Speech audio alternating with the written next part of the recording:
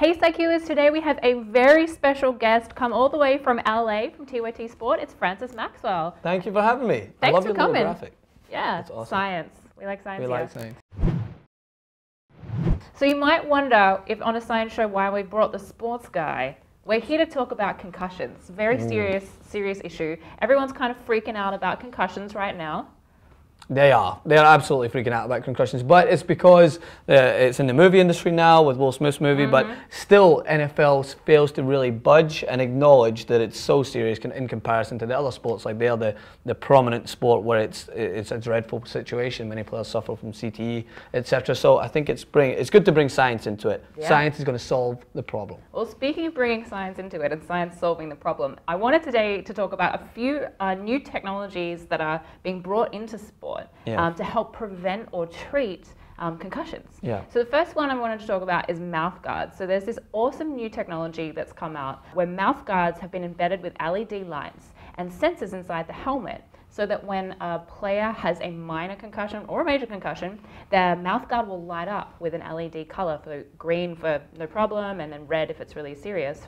But in addition to that, there's also a feed that the coaches and the sports doctors can look at to see that player's history of concussions and figure out what they want to do with that player, if it's worthwhile taking them off for a bit of a rest or if they can keep going.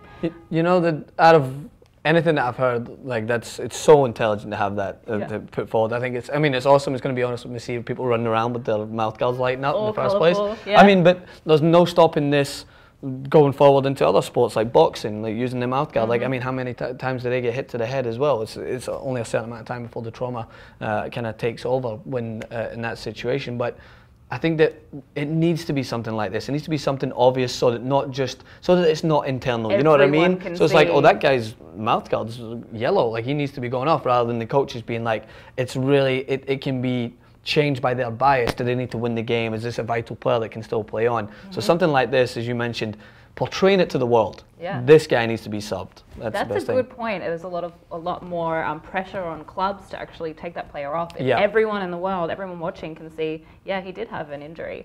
The second one I want to talk about is T-shirts that they're introducing now that have sensors embedded in them. Now that's not a new technology, but the sensors are actually there for NFL players to see the load that's been placed on them, so they can help prevent injuries to the rest of the body.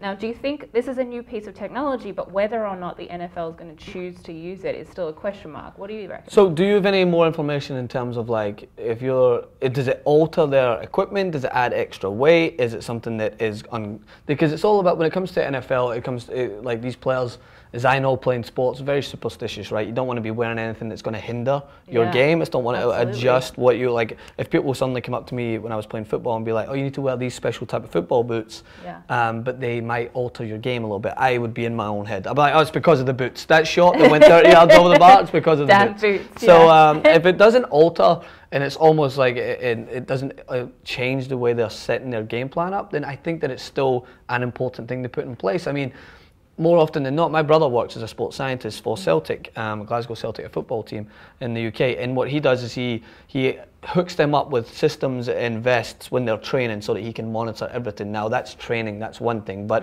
it's amazing the data that you can get from something like that and just monitoring their every movement. So if there's something you could put that just fits in seamlessly with the already in place uniform and they don't have an excuse to blame it on that, I think it's a good thing. Well, the sensors were invented by Catapult Sport, and they're very tiny, so they can be embedded without being noticeable to the players, which is cool.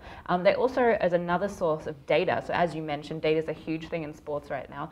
Big data is first kind of put into place in sports as portrayed in the film Moneyball. Moneyball with Brad Pitt, I remember that. It was because aesthetically, when it comes to sport like baseball, they would judge players based on their appearance. Like, oh, this guy looks like a baller. He looks as if he's got a strong arm. But, I mean, looks can be deceiving. And in terms of being as an advantage standpoint from a scout or someone who's looking to bring players in, data is essential. That's why more so in the US than anywhere else in the world, everything is quantified when it comes down to measuring a player and an athlete. Like in the draft, they're jumping, they're sprinting, they're being tested by everything to make sure that they are the utmost athlete that this club can or team can go and sign. So hard data is more involved in sports now than I think it's ever been. Yeah. Well, speaking of actually analyzing a player's movements, there's the third piece of technology I want to talk about is motion capture camera that players that they're putting on the fields, so they can film in slow motion and actually track a player's movements, and then feed that into an analysis so they can see if the players, how they're moving,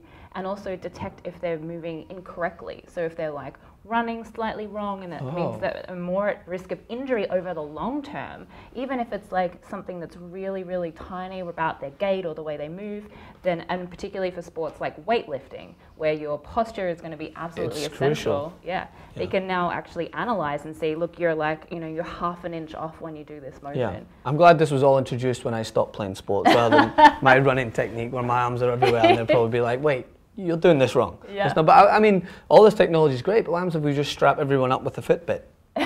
Just measure the amount of steps they have. Key question I want to ask you, Francis, is as a sports guy, do you think all this tech is actually going to improve the game?